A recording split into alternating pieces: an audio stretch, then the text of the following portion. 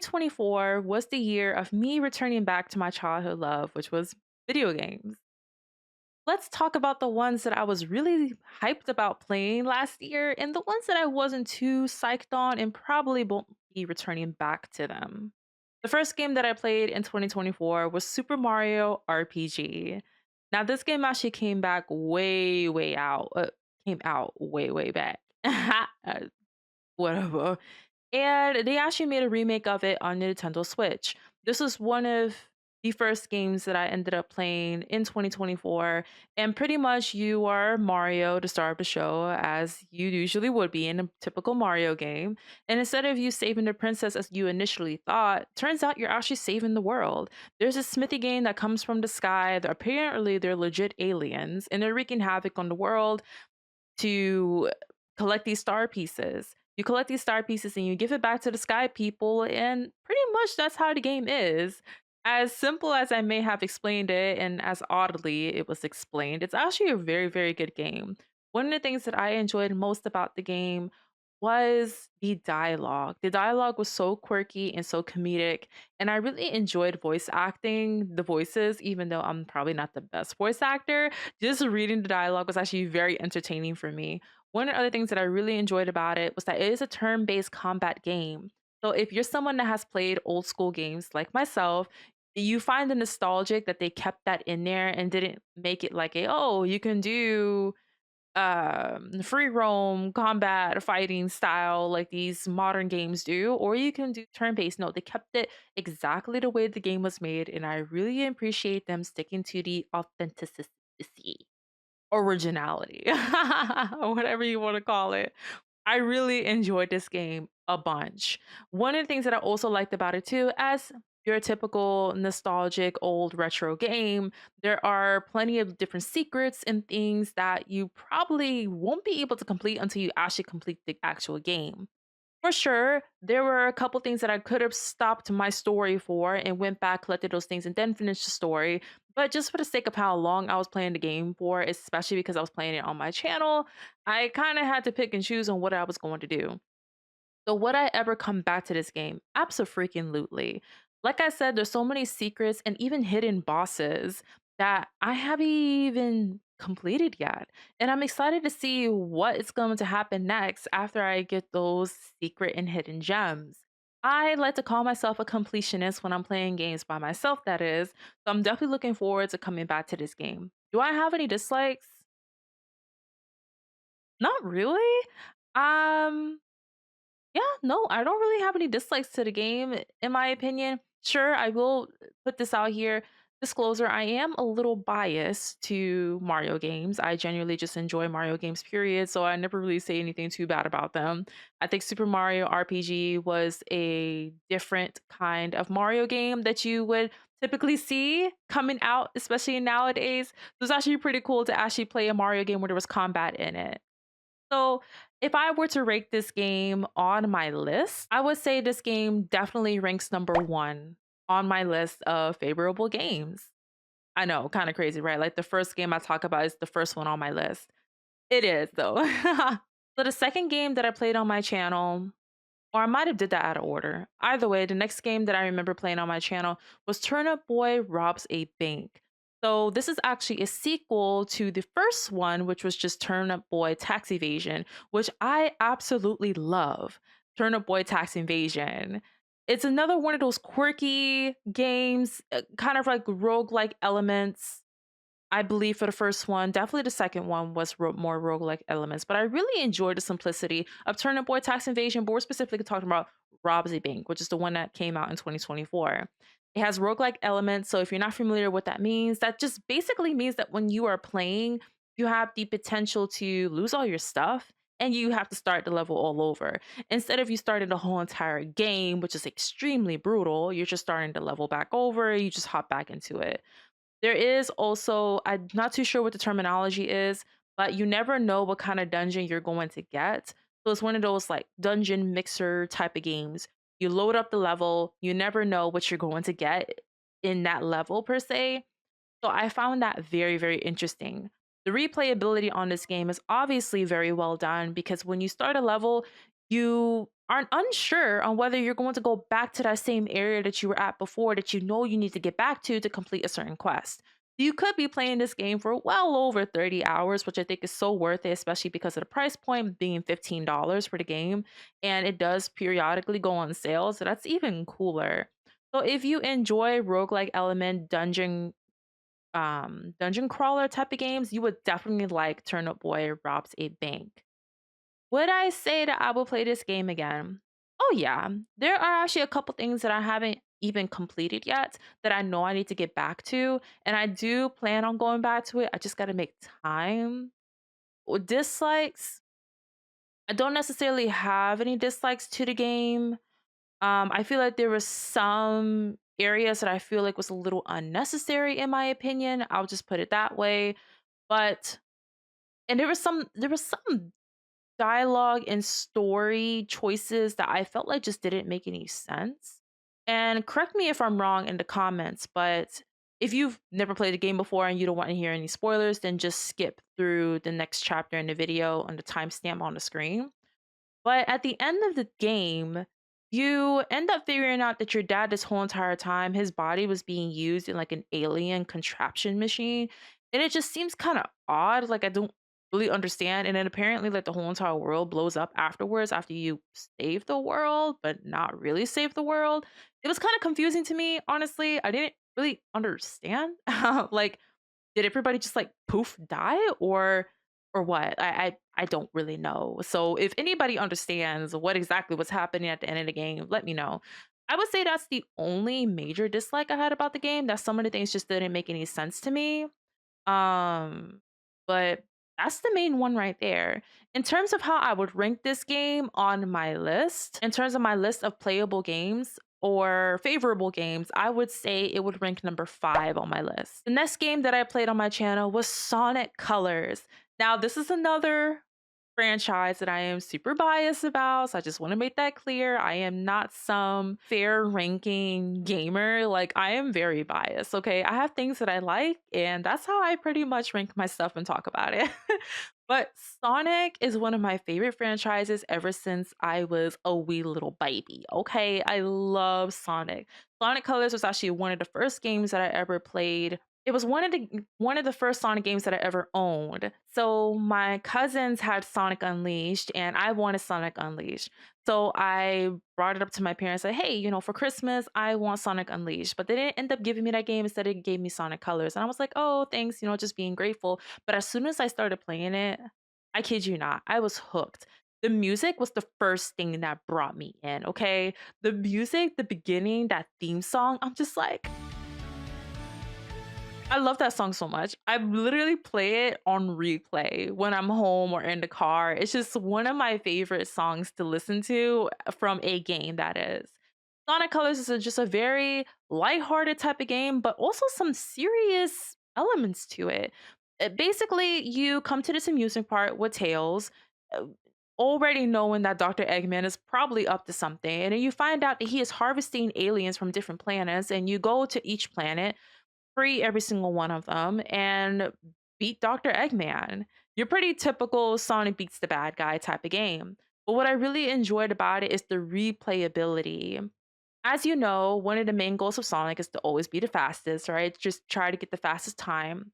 But not only that, when you save more aliens, you have to go back to these past levels because there are secret areas and collectibles that you're not able to collect unless you have those specific aliens. That makes the game more playable, right? You are able to go back to it multiple times and get these extra collectibles that you weren't able to get in the beginning of the story because you didn't have the skills and the abilities that you needed to access it in the first place. Another thing that I really like about Sonic is just, again, the snarkiness and his sarcasm. It's just it's so me. It's so me. So I love Sonic games, so I'm a little biased to it, but I really enjoy Sonic Colors and I really enjoyed playing it. It is a bit of a shorter game. I'm not going to be, lying about that. So the price point I think is around like 20, $30 right now. So I think it's worth it for the time of the story that is. But like I said, the replayability is actually really good. So if you take the story plus the amount of times you're probably going to be playing this game to get all S rank missions, you're probably going to be playing is well over 30 hours. So I really like it. In terms of how I would rate this on my ranking, like I said, I am a little biased. So I give this a ranking 3 on my list of favorable games. I just like Sonic, y'all. The next game that I played on my channel was Sprout Valley. Now, this was a completely new one to me. I actually bought this one when it was super, super cheap. Like it was like 95% off. It was only like $1.99. The original price is about $17.99. To summarize the story, you're this cat named Nico who apparently works in like a office setting, a hustle bustle, type of work, every day 9 to 5 type of job. And apparently he's sick of it, right? I mean, who's not? So he tries to find a different way of lifestyle and he finds this ad in a newspaper, calls this really sketchy penguin that sells him this piece of land for all of his life savings apparently. And now he's building up his home from the ground up. You're able to make friends along the way. Right now, I've only chatted with Luna, who is a little cute ghost who helps you garden in your area. So cute. So it's a farming sim. There's cows that you can get milk from, make cheese. You can bake stuff and cook stuff, sell things. So there's a little bit of a management sim there as well as a farming sim. You get to travel to different islands and get different resources. There's different weather changes that allows you to get different resources then too. So it's a pretty chill game. Really cozy, really chill, no combat in it whatsoever. What are my likes and dislikes? I would say the main thing that I like about it is how mind reducing it is. How do I word it? It just doesn't require a lot of brain cells to play it. It's pretty repetitive. You do the same thing just about every single day, but there could be always something new. You just have to play to kind of find out what it is. Sometimes the days change. So it's the same actions, but you could be discovering something new, which I do like. It's really chill. So if you just came home from work and you don't want to play anything that's going to require a lot of brain work, Sprout Valley is definitely a go-to, especially late at night when you're just like, "Dang, I can't go to sleep." Like, first read your Bible, okay, and then play some Sprout Valley. Super chill game. My dislikes, I don't really have any. I feel like the grinding aspect of it is really brutal, in my opinion. Like, either you're spending a lot of money in the shop to get those same ingredients that you can harvest yourself, which Oslo don't play, okay? Oslo charges a hot penny for those items that you can harvest yourself. But the harvesting also takes time. It takes time to grow crops, it takes time to mine rocks, things have to replenish. So the grinding aspect of the game to me is just a little brutal, but I understand, I mean, how else are you gonna play the game? You gotta put some type of element in it, and in this case, it's grind if you want to complete the story. There is an actual story to the game too. It just takes a little while to actually progress through it. So I would say that's my only dislike. I would rate Route Valley as number 6 on my favorable list.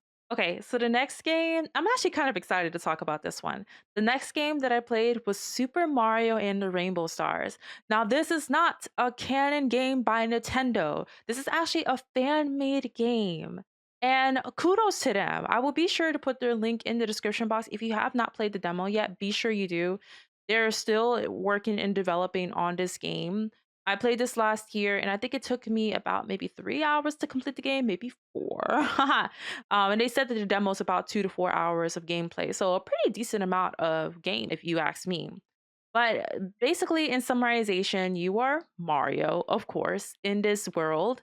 And there is this yellow little star that apparently needs our help because there is a evil force among us and he has been unleashed.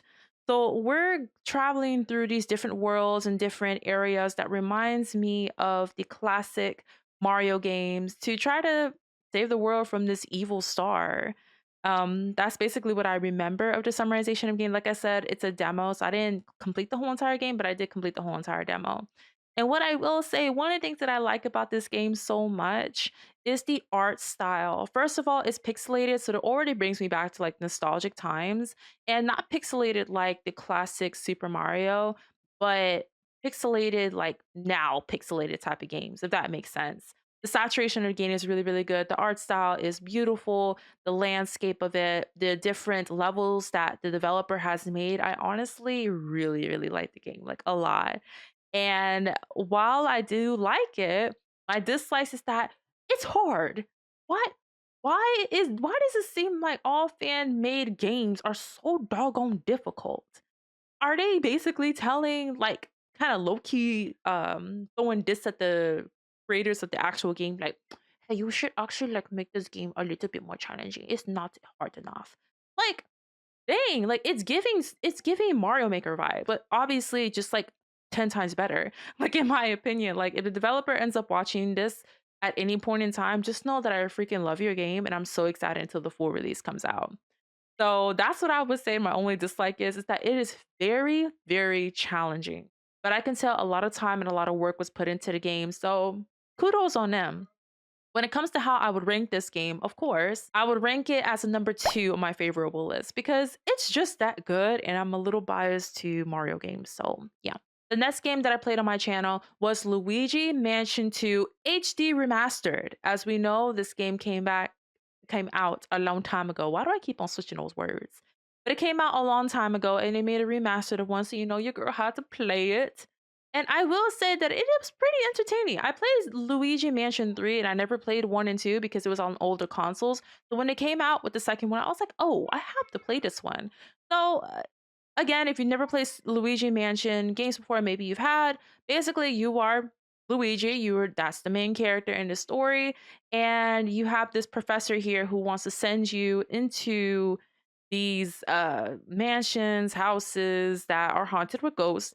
But the purpose of it is that for some reason the ghosts have went rampant and they're like super upset. At first they were peaceful and now they're upset. So now we're trying to figure out, well, what the heck is wrong with these ghosts?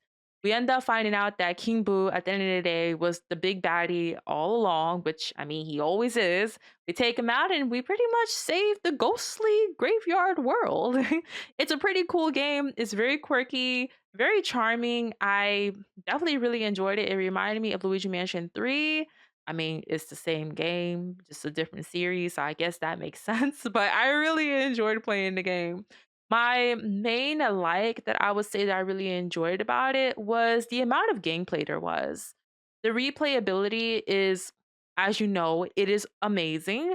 You can always go back to these different missions to be a lot faster, as well as collecting booze. Collecting booze will give you access to these secret levels that are not necessarily needed to progress through the story, but it is just like an extra bonus of being that completionist. So I really like that. They have a vault of where you're able to look at all the ghosts that you have collected, which I think is really cool too. And there's just a lot of just extra little, things to it. You know what I'm trying to say? They even have like a little co-op. I think it's more like a battle royale type of setting with the game too. So I think that that's really cool. So if you want to play with friends, you have that option to play with friends. What are my dislikes? I mean, I didn't really have any dislikes to the game. Honestly, it wasn't too hard. It wasn't too easy. I I liked it.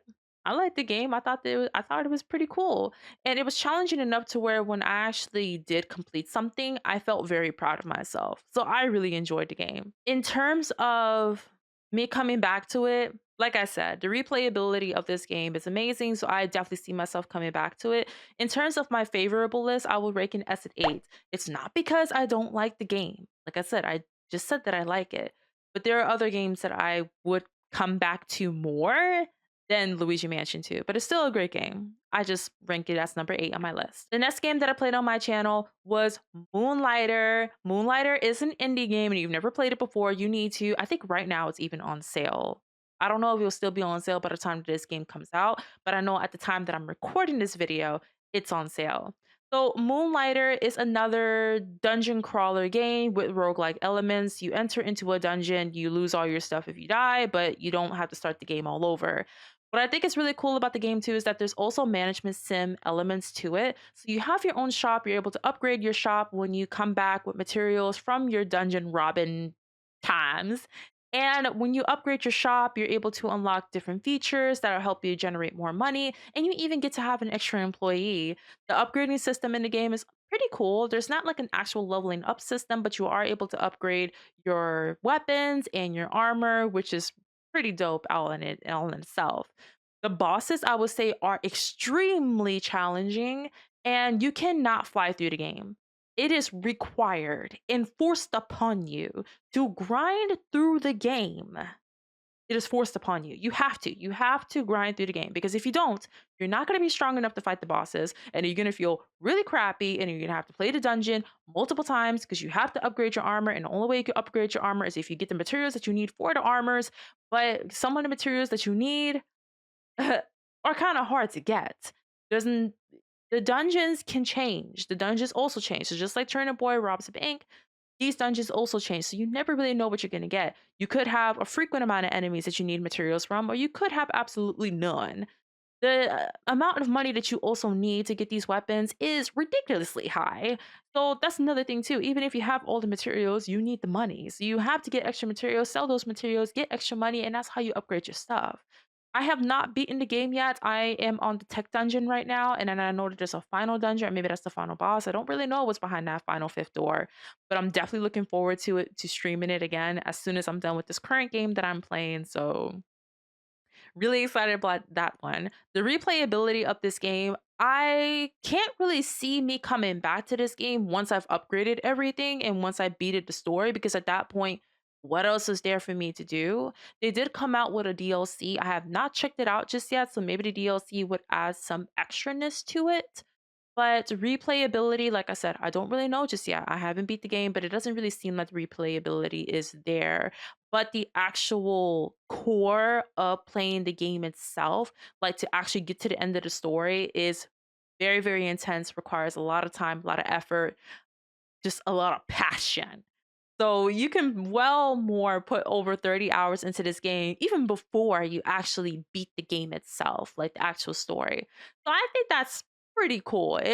It's very hard to make this game redundant in any way. Saying that, I would rank this game on my list at number 7 of favorability. The next game that I played on my channel was actually Mushroom Fusion Kingdom. You probably never heard of this game before, but this is another indie game. It's a fan-made game, but it's not just based off of Mario, it's not just based off of Mega Man. It is a collection of all of your favorite retro heroes from back in the days.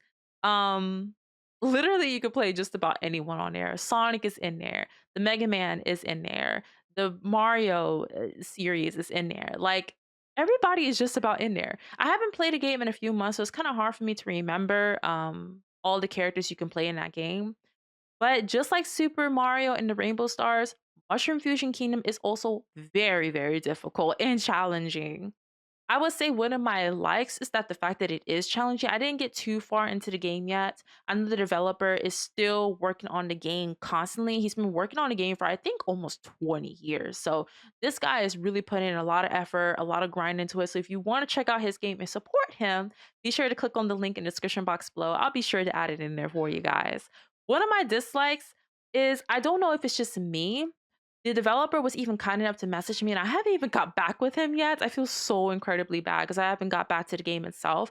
But one of the dislikes that I did not like about the game is that I don't really feel like it was controller friendly. I'm not a PC type of girly. I'm just not. Okay, I really like controllers, so I plugged up my controller to my PC, expecting it to work, and for the most part, it worked. But for my special command button, it wasn't working. I've been meaning to get back to the developer after I tested out to see if I can use his recommendations to see if they work.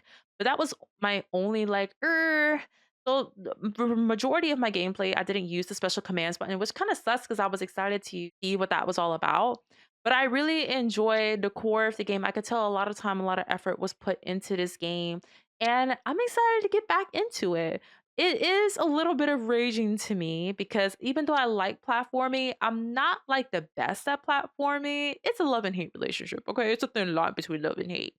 But I really enjoyed the game.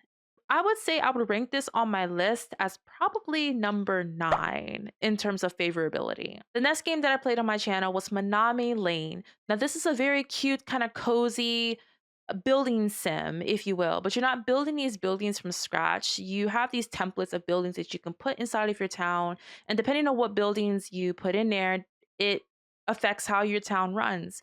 So there are different events that can happen in the game that can determine Whether you make a lot of money that day, whether you don't make a lot of money, whether your town folks are happy, whether they're not happy.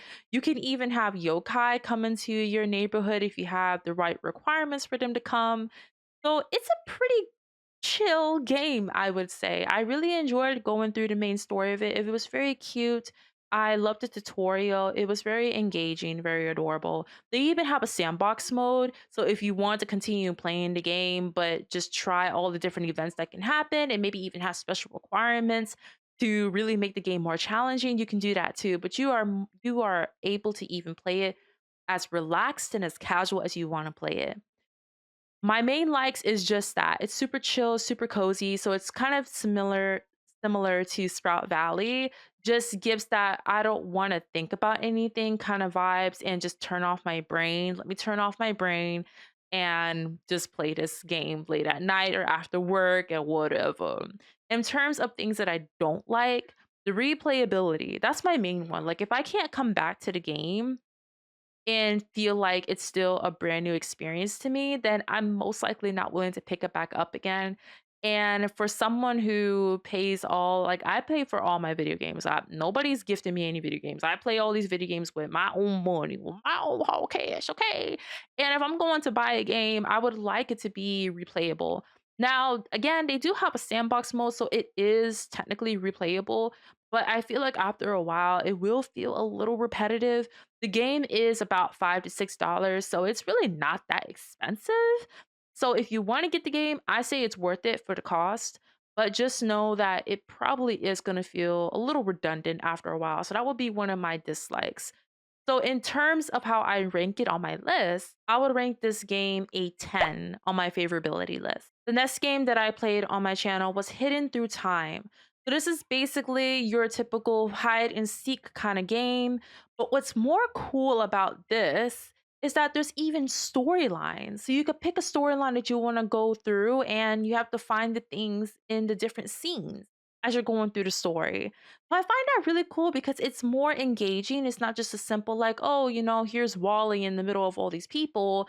There's actually a purpose to finding these things. So I find that really, really entertaining. I'm the type of person that really likes puzzles. Like I love crossword puzzles, Sudoku. So when I found this game Hidden Through Time, I was like, oh, like no brainer. I think at the time it was about $5 to $6. So I think it is worth it for the price point if it's on sale. I think when it's not on sale, it's about $10. So I mean, it's really up to you on how much you really like puzzle games and hide and seek kind of games. If you really, really like them, then maybe the price point is up your alley. I say it just really just depends.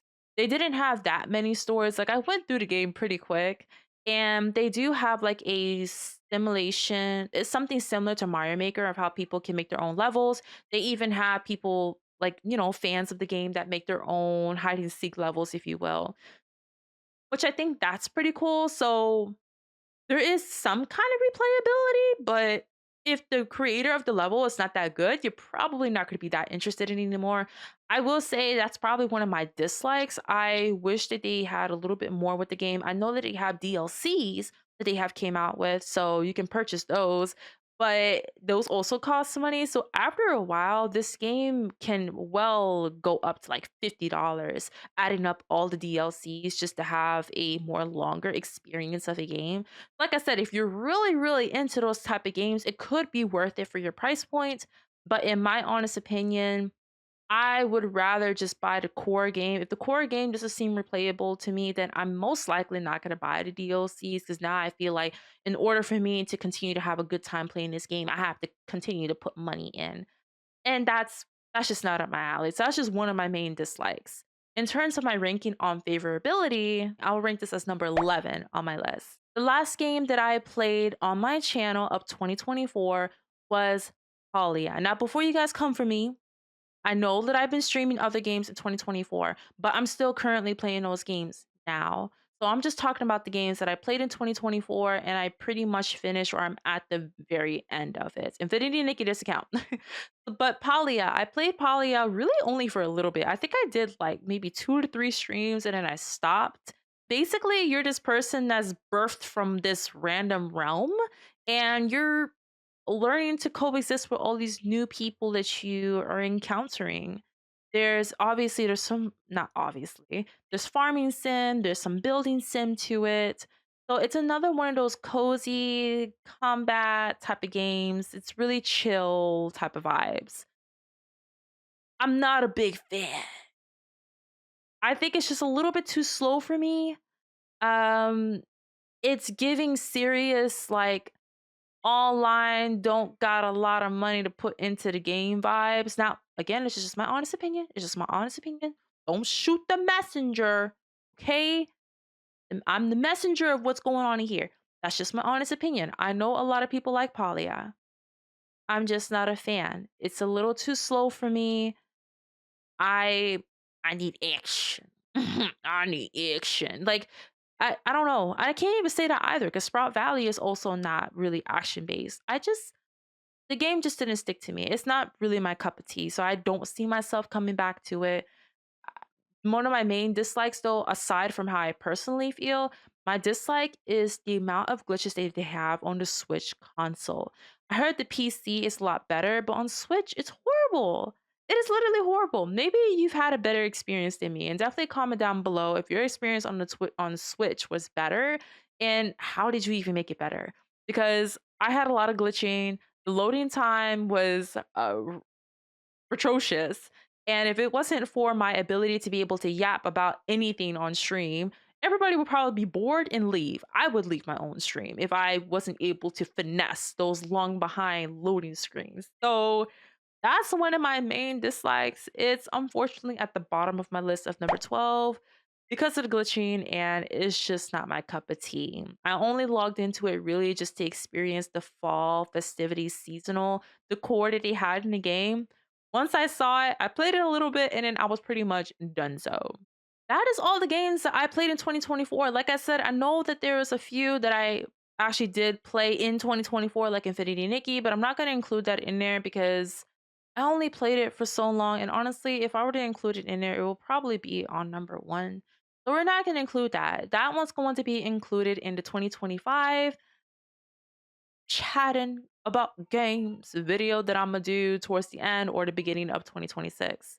So how did you guys like the list? This is my first time doing this kind of video, so let me know your thoughts or opinions. Are there things that you feel like I missed that I could have talked about? Are there some things that you feel like I elaborated too much on that maybe I should have dialed back on? I'm looking forward to receiving your guys' feedback in terms of the video flow. I will be doing more videos like this in the future. Once a week, I will be posting a video, something related to this, or at least every 2 weeks, I'll be posting a video, something related to this kind of sit down, chit chat about video games kind of topic.